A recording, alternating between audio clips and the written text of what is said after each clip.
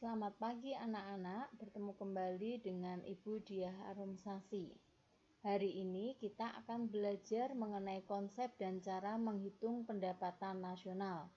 Jadi materi ini menyambung materi minggu yang lalu mengenai pendapatan nasional. Yang kemarin kita sudah belajar mengenai teori-teorinya atau manfaatnya. Sehingga pada pertemuan hari ini kita akan lebih fokus kepada cara penghitungan dan mempelajari konsep-konsep yang ada di dalam pendapatan nasional itu sendiri. Yang pertama, pendapatan nasional atau disebut juga produk domestik bruto. Produk domestik bruto ini dihitung dari jumlah pendapatan yang diterima oleh seluruh rumah tangga keluarga atau kita sebut RTK di suatu negara dari penyerahan faktor-faktor dalam satu periode tertentu. Gross Domestic Product atau GDP atau disebut Produk Domestik Bruto atau PDB merupakan jumlah produk berupa barang dan jasa yang dihasilkan oleh unit-unit produksi di dalam batas wilayah suatu negara selama setahun, termasuk yang dihasilkan oleh perusahaan asing. Contohnya, terdapat perusahaan A dari Jepang yang mempunyai cabang di Indonesia. Hasil produksinya juga harus dihitung ke dalam GDP. Jadi, titik poinnya adalah mengenai wilayah suatu negara. Itu yang terkait dari GDP atau yang disebut sebagai PDB. Ya, diingat ya anak-anak. Kemudian rumusnya untuk GDP atau PDB ini sendiri adalah pendapatan warga negara Indonesia yang ada di dalam negeri ditambah pendapatan warga negara asing yang berada di dalam negeri. Jadi tadi sudah disebutkan bahwa poin atau penekanannya adalah pada masalah domestik atau wilayahnya. Ya, ini mengenai GDP. Kemudian yang kedua, konsepnya mengenai Gross National Product atau GNP. Atau kita menyebutnya PNB, Produk Nasional Bruto. Merupakan nilai produk berupa barang dan jasa yang dihasilkan oleh penduduk suatu negara nasional selama 1 tahun, termasuk yang dihasilkan oleh warga negara tersebut yang dihasilkan di luar negeri. Contohnya seperti TKI yang berada di luar negeri, hasilnya berupa barang dan jasanya termasuk dalam GNP. Sehingga dalam hal ini GNP menekankan pada aspek kewarganegaraan atau nationality. Ya, catat. Jadi penekanannya adalah pada kewarganegaraannya atau nationality-nya, yakni orang dalam negeri, baik yang bekerja di negaranya sendiri ataupun yang bekerja di luar negeri. Sehingga rumus untuk GNP ataupun PNB adalah pendapatan WNI dalam negeri ditambah pendapatan WNI luar negeri atau nationality-nya. Rumus di sini maksudnya adalah bukan untuk perhitungannya semata, tetapi di sini untuk menekankan perbedaan antara GDP dan GNP tadi. Kalau GDP tadi yang dibahas adalah mengenai wilayah atau domestik di mana warga negara Indonesia itu bekerja. Sedangkan kalau GNP itu terkait dengan nationality-nya, di mana sama-sama warga negara Indonesia tapi bisa bekerja di dalam dan di luar negeri. Jadi ini tolong diperhatikan anak-anak, sehingga nanti ketika kalian diminta untuk membedakan poin penting dari GDP dan GNP itu kalian nanti bisa. Yang kemudian ini adalah rumus untuk GNP atau PNB-nya. PNB dicari dari PDB ditambah atau dikurang pendapatan faktor produksi neto atau PNF dari luar negeri. Nah, di sini bisa bertambah atau bisa berkurang nanti tergantung pada hasil ketika kita mencari PNF. Ya, PNF itu tadi sendiri dinamakan pendapatan faktor produksi neto. Ya. Nah, PNF dihitung dengan cara produk masyarakat di luar negeri dikurangi produk masyarakat asing di dalam negeri. Ya. Mungkin kalian sampai di sini tuh waduh, belajar konsep-konsep baru. Ada plus min, sudah mulai agak bagaimana gitu ya, apalagi sudah lama nggak sekolah gitu kan. Nah, tapi ya nggak masalah, nanti diberi contoh soal di belakang, semoga kalian mengerti ya, diterima dulu dengan senang hati dan semangat ya. Kemudian di sini yang ketiga, ya konsep ketiga mengenai Net National Product atau NNP. Kita menyebutnya Produk Nasional Neto atau PNN. Merupakan hasil dari nilai GNP yang telah dikurangi dengan penyusutan modal dalam proses produksi. Jadi perhatikan di sini. Setiap proses produksi itu pasti terjadi yang namanya penyusutan modal. Maka penyusutan modal ini perlu dimasukkan menjadi komponen yang mengurangi GNP. Karena kita nanti kan mencari jumlah bersihnya atau neto. Ya.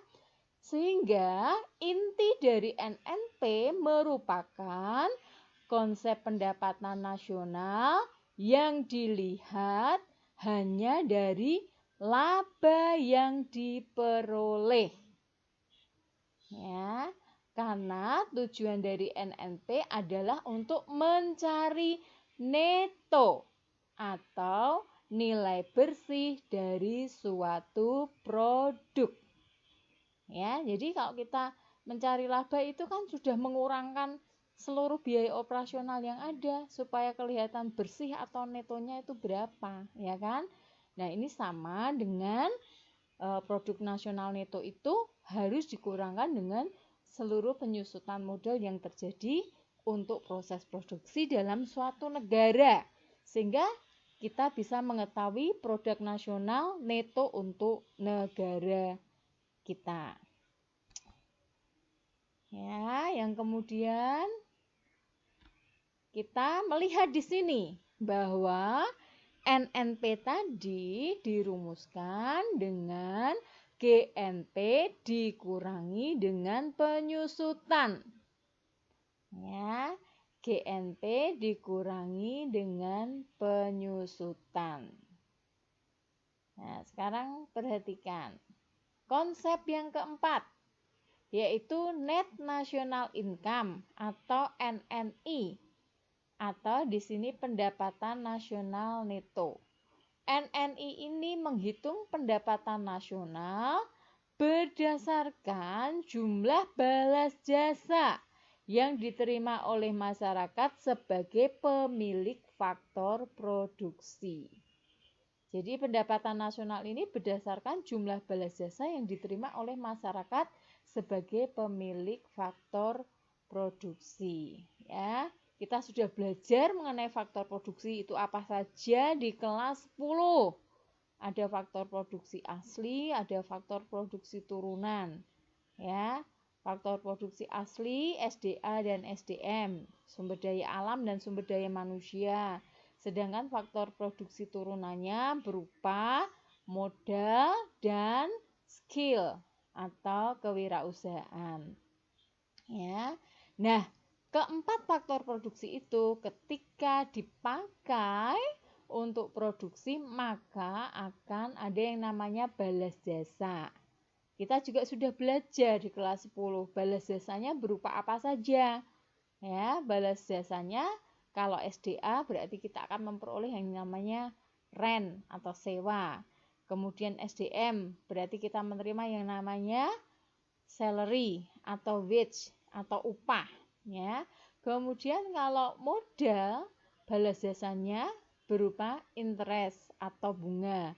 Sedangkan kewirausahaan atau skill, balas jasanya nanti bisa berupa yang namanya profit atau keuntungan. Ya. Oke, ini yang namanya NNI. Nah, kemudian masih tentang ini ya, NNI ini atau PNN setelah dikurangi pajak tidak langsung dan ditambah subsidi yang merupakan pendapatan nasional yang dihitung berdasarkan balas jasa yang diterima pemilik faktor produksinya. Sehingga rumusnya adalah NNI sama dengan NNP dikurangi pajak tidak langsung ditambah subsidi. Ya. Nah, sekarang pajak tidak langsung itu sendiri apa? Pajak tidak langsung harus dikurangkan karena tidak mencerminkan balas jasa atau faktor produksi. Uang pajak memang diterima oleh penjual atau produsen bersama harga pasar barang yang dijualnya. Tetapi uang pajak itu wajib diserahkan kepada pemerintah. Maka di sini nanti pajak tidak langsung itu bersifat mengurangi. Mengurangi apa? Dari NNP yang tadi. Ya. Kemudian subsidi. Apakah yang dinamakan subsidi itu? Subsidi harus ditambahkan karena harga-harga tertentu yang dibuat lebih murah daripada biaya produksi yang sesungguhnya. Misalnya untuk subsidi harga pupuk, BBM atau beras. Ya, jadi subsidi ini harus ditambahkan. Sifatnya menambah. Jadi, kalau subsidi ini kebalikan dari pajak. Justru sifatnya menambah ya. Tuh. Kemudian yang berikutnya yang kelima, kita belajar mengenai konsep personal income atau PI atau dinamakan pendapatan perseorangan, personal ya. PI ini juga bagian dari pendapatan nasional. PI ini menghitung jumlah pendapatan yang diterima oleh setiap orang, tetapi harus dikurangi dengan laba yang ditahan, iuran asuransi, iuran jaminan sosial, dan ditambah dengan pembayaran pindahan atau yang sering disebut sebagai transfer atau transfer payment. Ya. Jadi komponen dalam PI ini ya ada beberapa yang perlu kalian perhatikan ya. Nah, ini nanti tertuang di dalam rumusnya.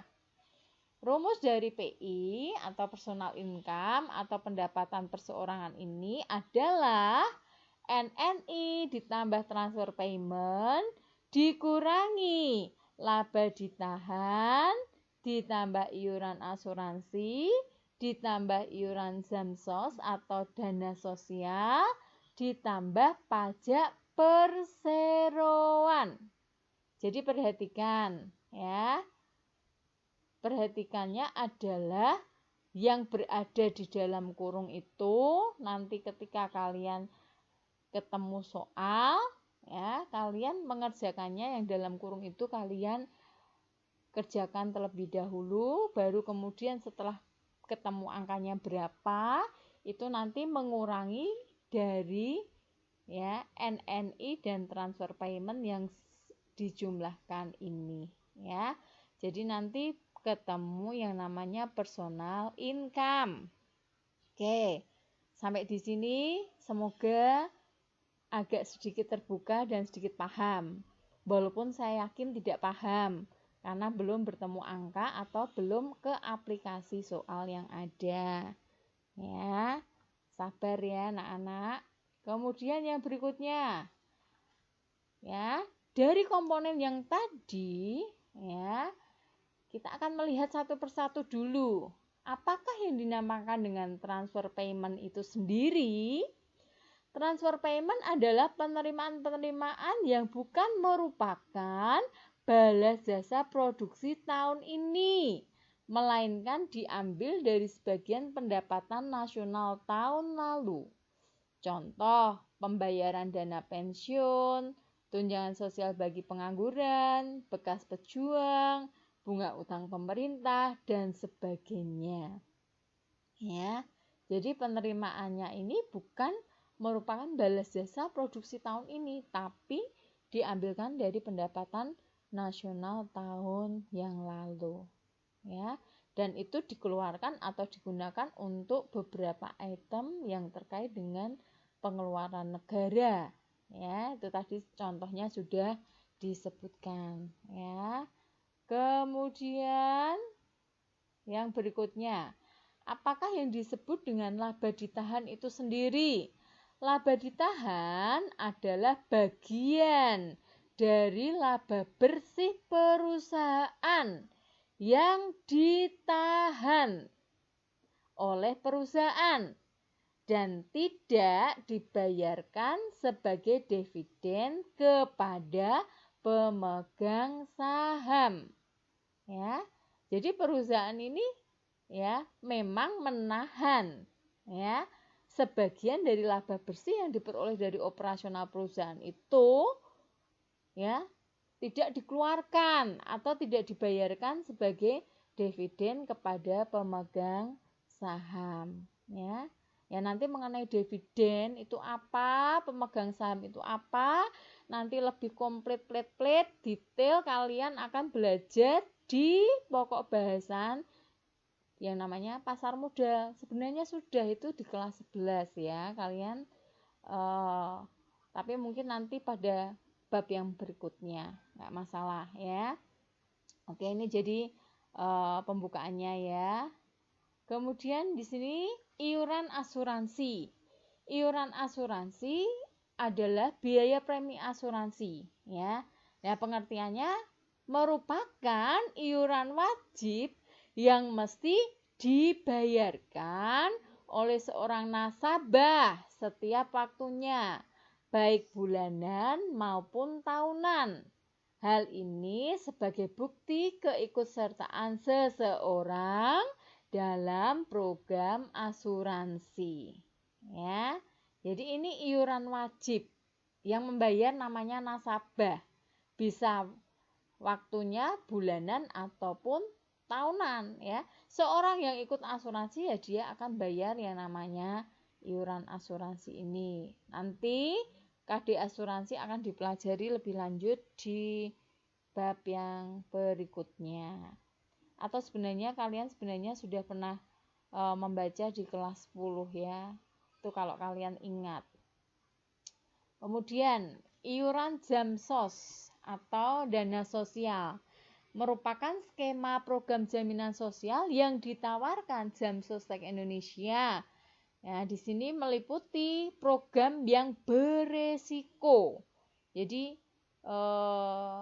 beresiko ya, beresiko itu berarti ada bahaya atau katakanlah ada efek dari suatu kegiatan ya, maka dijaminkan ya.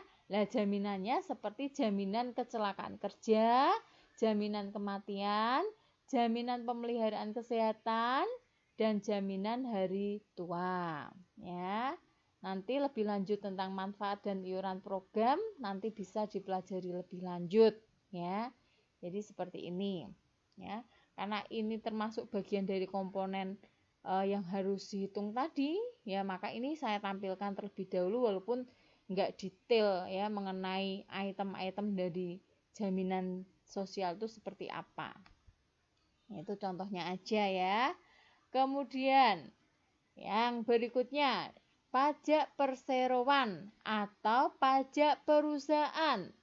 Pajak perseroan adalah pajak yang dikenakan terhadap laba perseroan dan diberlakukan pada tahun 1925.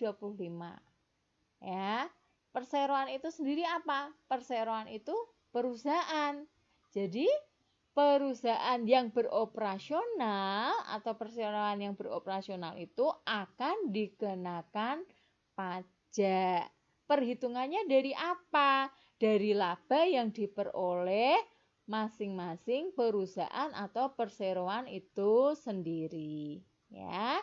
Setelah pajak dikenakan hanya untuk perusahaan-perusahaan yang didirikan di Indonesia, berangsur-angsur akhirnya diterapkan pula pajak yang dikenakan untuk perorangan atau karyawan yang bekerja di suatu perusahaan.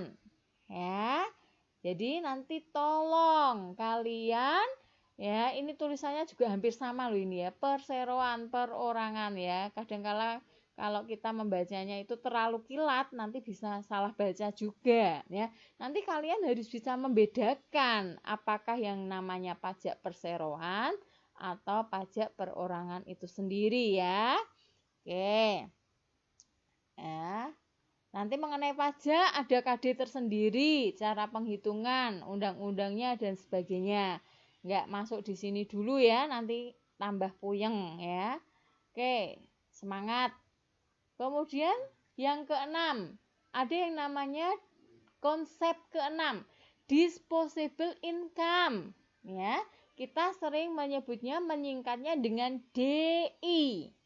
Nah, DI ini sendiri adalah pendapatan yang siap dibelanjakan. Ya, jadi DI merupakan pendapatan yang siap untuk dimanfaatkan untuk membeli barang dan jasa beserta tabungan yang disalurkan menjadi investasi. Ya. Tapi harus dikurangi pajak langsung. Jadi DI itu adalah pendapatan ya yang siap dibelanjakan untuk barang dan jasa pembeliannya, untuk menabung, untuk berinvestasi dan dikurangi dengan pajak langsung. Ya, di sini ada pajak langsung. Yang di depan tadi ada yang namanya pajak tidak langsung, ya kan?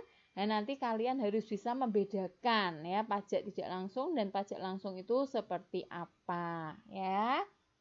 Dan bagaimana pajak ini tempatnya di mana di masing-masing item itu ya. Dalam perumusan itu jangan sampai terbalik atau jangan sampai keliru ya anak-anak. Nah, kemudian ya. Di sini ya, masih tentang DI tadi. Pajak langsung adalah pajak yang bebannya tidak dapat dialihkan kepada orang lain. Ya. Contohnya pajak pendapatan. Ya. Jadi sekali lagi, poinnya adalah tidak dapat dialihkan kepada orang lain. Itu namanya pajak langsung. Ya. Sehingga disposable income atau DI atau pendapatan yang siap dibelanjakan tadi dirumuskan dengan PI tadi personal income ya, dikurangi pajak langsung. Oke. Jadi dari konsep yang di depan tadi nomor 1 sampai dengan nomor 6 kita tahu bahwa rumus yang ada dalam konsep pendapatan nasional ini adalah rumus yang saling berhubungan terkait. Artinya, ketika rumus yang di awal itu mengerjakannya atau menghitungnya salah, kita akan masuk dalam kesalahan yang berikutnya. Ya, sehingga untuk betul-betul memahami materi ini, kalian harus membaca berulang-ulang ya, memahami setiap konsepnya, kemudian hafal rumusnya, dan yang paling penting adalah nanti kalian harus banyak berlatih menghitung. Ya, itu harus kalian aplikasikan supaya paham. Ini tidak bisa yang namanya belajar hanya di awang-awang ya. Oke, ini ya konsep-konsepnya itu tadi seperti itu. Nah, sekarang ya nyambung ke DI atau disposable income tadi dipergunakan untuk dua sektor sebenarnya. Ya, tadi kan siap dibelanjakan, ya kan? Coba diingat lagi tadi, siap dibelanjakan. Dibelanjakan untuk apa saja tadi? Ya, membeli barang dan jasa, menabung, saving, investasi ya kan?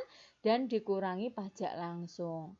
Nah, dua sektor yang terkait dengan DI ini tadi sudah dikatakan. Yang pertama antara lain untuk saving atau tabungan. Ya. Kalau untuk usaha tadi dinamakan investasi, ya, investment. Ya. Kemudian yang kedua, ya, sektor kedua dari D ini adalah consumption atau konsumsi. Ya. Konsumsi ini ya kita bisa contohkan ya, konsumsi seseorang itu misalnya ini kita lihat ini ada dream, wah, cita-cita, ya kan? Home, oh memang untuk pemenuhan kebutuhan primer, misalnya untuk membeli rumah, bayar KPR, ya kan? Kemudian future ya, memang untuk hari depan, ya. Travel, dianggarkan untuk traveling, ya. Ada yang seperti itu, ya. Di samping tadi sektor yang satunya adalah saving, ya. Tapi kok saving kita ketahui bahwa saving itu ya hanya digunakan untuk menyimpan sebagian dari kekayaan saja, berbeda dengan investment atau investasi, ya. Sebenarnya investasi itu kalau uang berjalan ya bisa digunakan sebagai modal, dia akan lebih bermanfaat dari hanya sekedar saving atau tabungan, ya kan? Oke, ini sebenarnya masih ada hubungannya dengan pelajaran di kelas 10 ya, mengenai saving, investasi ya dan seterusnya. Nanti kalian buka bukunya lagi.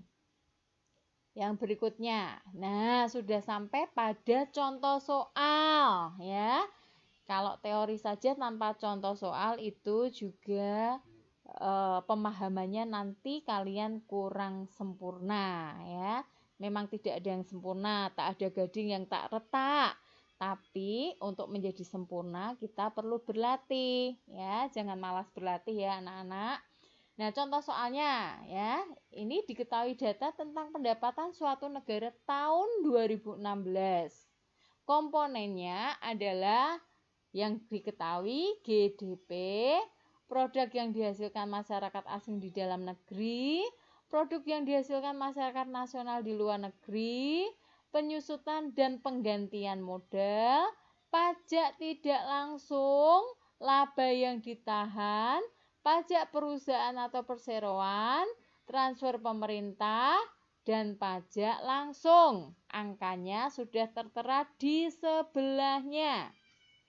Nah, permintaan dari soal ini adalah buatlah suatu urutan perhitungan pendapatan nasional sehingga menunjukkan besarnya disposable income negara tersebut.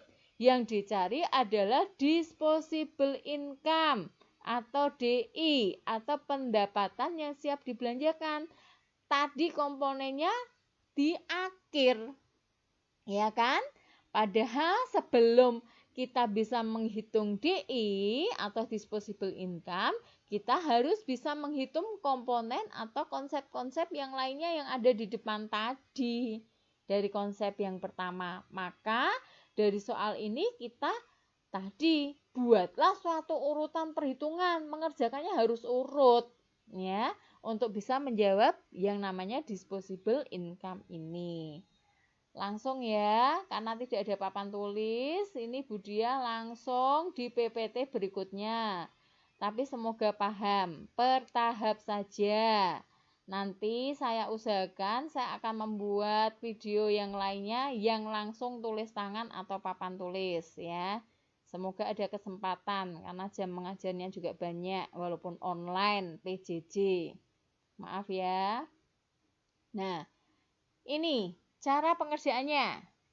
Ya, yang pertama tadi untuk PNB-nya harus kita cari terlebih dahulu. Nah, dari urutannya. Lah PNB itu sendiri tadi kan rumusnya PDB ditambah atau dikurangi dari PNF. Ya, dari luar negeri. Ya. Nah, sekarang GDP-nya sudah ada data di soal 800.000. Produk yang dihasilkan masyarakat asing di dalam negeri sudah ada di soal 50.000. Produk yang dihasilkan masyarakat nasional di luar negeri sudah ada 40.000. Hanya itu saja. 3 ini yang kita masukkan untuk menghitung PNB. Yang lainnya jangan dilihat dulu, walaupun kita tetap teliti ya komponen mana yang masuk di PNB ini. Ya.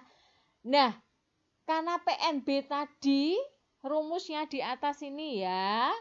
Ini adalah PDB dikurangi PNF, padahal di soal tadi belum ada PDB-nya. Ya kan? Kita harus mencari dulu. Bukan PDB-nya, PNF-nya. Kita harus mencari dulu PNF-nya itu nanti berapa, ya kan? Lah, untuk PNF tadi di awal, di slide-slide awal itu sudah dituliskan rumusnya. PNF adalah produk masyarakat di luar negeri dikurangi produk masyarakat asing di dalam negeri. Ya. Nah, kemudian dari contoh soal dan data tadi diketahui bahwa produk masyarakat di luar negeri ini kan 40 ya. Masukkan di sini 40. Kemudian produk yang dihasilkan masyarakat asing di dalam negeri dari data itu 50. Dimasukkan di dalam sini. Lah, PNF ini tadi rumusnya kan dikurangi, ya kan? Sehingga ketika kita lakukan pengurangan, ternyata produk masyarakat yang di luar negeri ini lebih kecil jumlahnya daripada produk masyarakat asing di dalam negeri yang jumlahnya lebih besar, sebesar 50. Sehingga PNF-nya di sini hasilnya min ya. Karena ini contoh soal yang saya ambil dari sebuah buku sumber, ya kita akan hitung seperti ini saja dulu. Ya, nanti next cari contoh soal lainnya. Nah, PNB atau GNP itu ya, setelah itu kan rumusnya PDB atau GDP ini dikurangi PNF.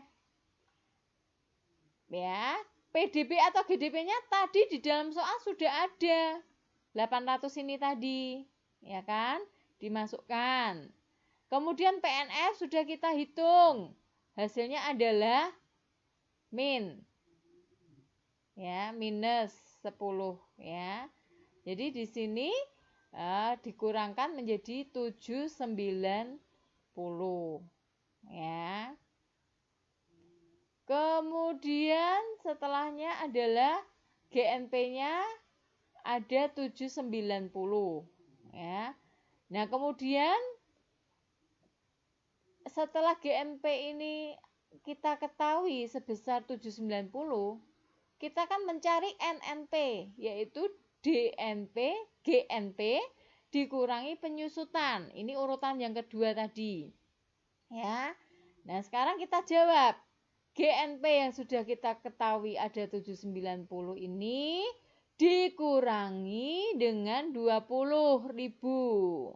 Ya. 20.000 sudah ada dalam data soal. Sehingga 790.000 dikurangi 20.000 ketemunya 770.000. Ini NNP-nya. NNP-nya ketemu 770.000. Ya. Jadi 2 tahap kita selesaikan, yaitu tadi GNP ketemu 790 dan NNP ketemu 770, ya. Kalikan ribuan ya. Ya, oke. Sekarang nih, tahap yang ketiga, kita mencari NNI-nya. NNI rumusnya adalah NNP dikurangi pajak tidak langsung ditambah subsidi. NNP tadi sudah diketahui sebesar 770.000. Dan pajak tidak langsung dalam data soal ada 40.000. Ya. Maka langsung kita masukkan dalam rumus di atas ini ya. NNP 770.000 dikurangi pajak tidak langsung 40.000. Sedangkan subsidi tadi di dalam soal juga tidak ada, dianggap 0. Maka NNI-nya sama dengan, ya ini saja, 770 dikurangi 40, 730.000. Ketemu NNI 730.000. Berarti ini sudah yang tahap ketiga ya. Kemudian yang berikutnya ya, yaitu PI. PI ini ya dihitung dengan cara NNI ditambah transfer payment dikurangi dengan laba ditahan, ditambah iuran asuransi, ditambah dana sosial atau iuran jamsos, ditambah pajak perseroan. Tadi sudah dijelaskan di depan, yang di dalam kurung ini dijumlahkan dulu. Baru setelah itu mengurangi NNI dan transfer payment-nya. Nah, NNI-nya tadi sudah diketahui 730.000. Ya kan? Lalu dalam soal kita ketahui laba yang ditahan 30.000. Pajak perusahaan atau perseroannya 20.000. Transfer pemerintahnya 28.000. Ya kan? Kita jawab. NNI yang kita sudah hitung tadi 730 masukkan ya di NNI. Ditambah transfer payment-nya tadi 28.000. Ya, dikurangi laba ditahan 30.000, ditambah iuran asuransinya karena tidak ada 0, dalam data nggak ada, soal nggak ada. Lalu dana sosial karena juga nggak ada 0, ditambah pajak perseroan dalam data dipaparkan atau diberikan sejumlah 20.000. Nah, ini dalam kurung dijumlahkan dulu ya. 30.000 tambah 20.000 sama dengan 50.000. Sedangkan NNI tadi ditambah dengan transfer payment yang 28.000 ini menjadi 758.000. 758.000 dikurangkan atau dikurangi 50.000, hasilnya adalah 708.000. Maka PI-nya ketemu 708.000. Gitu ya. Berarti tahap yang ke-5 Ya, kita selesaikan. Nah, kemudian yang terakhir, ini tadi yang ditanyakan. Step keenamnya adalah DI, disposable income. Ya, berapa? Ya toh? Ya, yaitu dari PI dikurangi pajak langsung. PI tadi personal income. Dihitung ketemunya 708.000. Lalu ada pajak langsung di data atau dalam soal 6.000. Nah, kita jawab. Masuk di rumus aja. DI sama dengan 708.000 dikurangi dengan 6.000. Maka DI-nya adalah 702.000. Disposable income atau pendapatan yang siap dibelanjakan 702.000. Bagaimana anak-anak? Semoga agak lebih jelas ya setelah kita bertemu soal, ya kan? Tanpa kalian bertemu soal atau mencoba menyelesaikan soal, kalian tidak akan pernah bisa paham. Nah, sekarang dari slide yang ini kita tahu bahwa mau menghitung DI itu tidak bisa sekonyong-konyong atau mak bedunduk kita langsung bisa. Karena memang data ini enggak ada. Ya, tadi data yang sebanyak itu tidak mencerminkan langsung PI-nya itu berapa. Ini harus dicari. Lah untuk mencari PI, kalian harus tahu rumusnya apa, ya kan? Nah, artinya sampai di sini ya, kita harus paham urutannya terlebih dahulu, paham rumusnya sehingga dari data yang ada dan apa yang diminta kita bisa tetap mengerjakannya. Ya, jadi memang datanya agak banyak, soalnya hanya sedikit tadi, ya kan? Soalnya tuh hanya satu kalimat saja, ya kan? Buatlah urutan perhitungan untuk mencari disposable income. Sudah soalnya satu, tapi kalian jawabannya tadi 6. Coba flashback sebentar ya supaya kalian paham ya. Jadi ini loh ya, urutan perhitungan pendapatan nasional yang diminta satu tok ini dari data. Tapi cara menjawabnya, step pertama, kita cari dulu PNB-nya. Ya. Kemudian kita mencari PNF-nya. Ya, 1, 2 step. Lalu mencari NNP-nya. 3. Setelah mencari NNP-nya ya, ada GNP. 4 ya. 5. Mencari NNI-nya. Ya, rumusnya ini. Kemudian mencari PI-nya. Ya, yang kelima dan yang terakhir DI tadi, akhirnya kita ketemu di angka 702.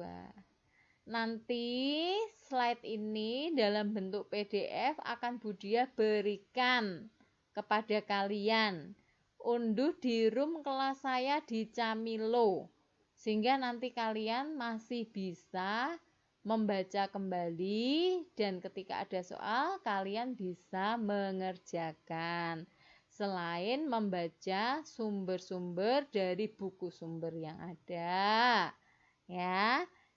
Ini kebetulan Budiah juga memakai salah satu buku sumbernya dari Pak Ismawanto, dulu teman IN ya di pelatihan guru instruktur guru pembelajar nasional ya di Solo ya. Ini beliau ini orang hebat ya, penulis buku. Nah, jadi salah satunya dari itu, kemudian kalian nanti lengkapi juga dari membaca artikel dan tetap tadi banyak berlatih untuk soal-soal semacam ini. Nah, sampai kita selesaikan materinya, ini Budia sudah selesai, ini tadi slide-nya lumayan banyak.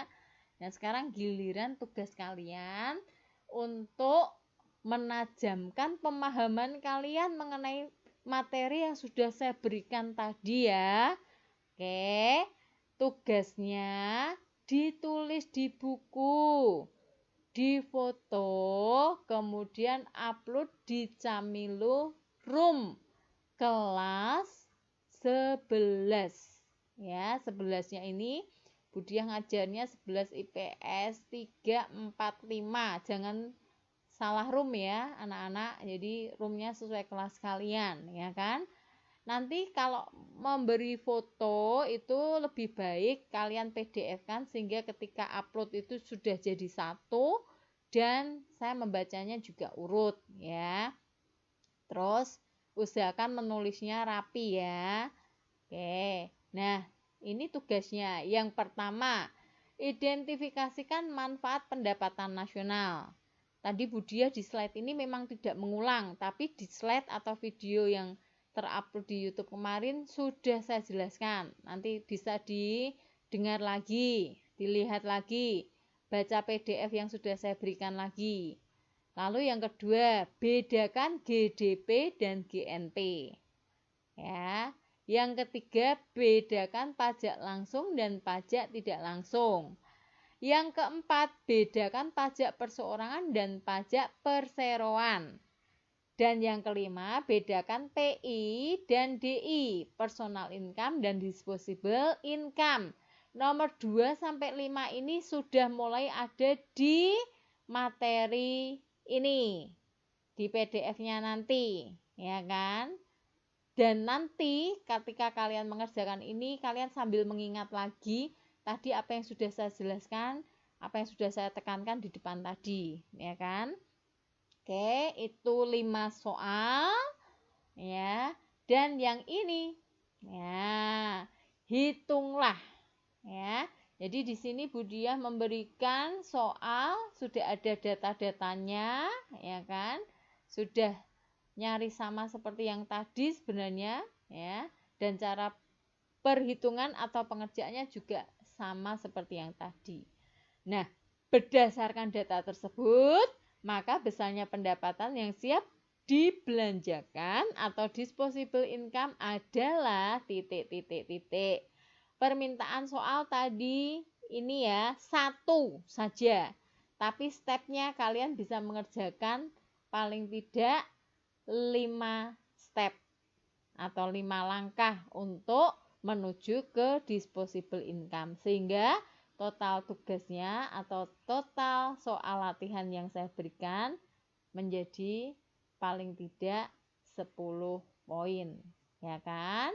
Silahkan diupload, jangan menunda mengerjakan tugas, ya. Tetap semangat walaupun belajar di rumah, jaga kesehatan, ya. Dan tetap memberikan yang terbaik, ya. Tetap berprestasi, bukan untuk orang lain tapi untuk diri kalian sendiri ya. Walaupun secara online seperti ini rasanya kok tidak terlihat kompetitif, nggak ada kompetisinya ya kan, tapi yang jelas ketika kalian belajar, ilmu itu adalah untuk diri kalian sendiri dan untuk masa depan kalian. Good luck ya anak-anak, selamat belajar. Selamat mengerjakan tugasnya, kerjakan dengan senang hati sehingga kalian bisa memahami dan nanti ketika ulangan harian tidak remedi. Oke, selamat belajar. Terima kasih ya, Budiah tunggu uploadan tugasmu di Camilo, saya akan koreksi di sana dan sampai bertemu kembali di video pembelajaran dan materi kompetensi dasar yang lainnya. Kurang lebihnya terima kasih dan minta maaf jikalau ada hal yang mungkin bagian dari kekurangan saya dalam menyampaikan materi ini ya.